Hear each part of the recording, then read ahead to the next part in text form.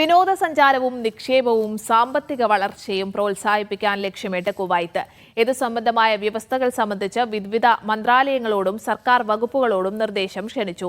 10 ദിവസത്തിനകം നിർദ്ദേശങ്ങൾ സമർപ്പിക്കാനാണ് ആവശ്യപ്പെട്ടിട്ടുള്ളത്.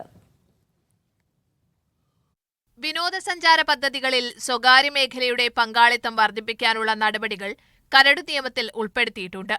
ടൂറിസം പദ്ധതികളും നിക്ഷേപങ്ങളും പ്രോത്സാഹിപ്പിക്കുന്ന ആധുനിക ടൂറിസം വികസന മാതൃക രൂപപ്പെടുത്താനാണ് രാജ്യം ശ്രമിക്കുന്നത്.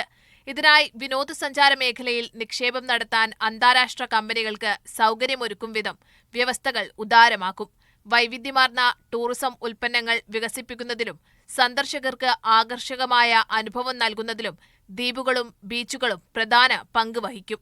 അതോടെ രാജ്യത്തേക്കുള്ള വിനോദസഞ്ചാരികളുടെ വരവ് വർദ്ധിപ്പിക്കാൻ വിസ നടപടിക്രമങ്ങൾ ലളിതമാക്കും.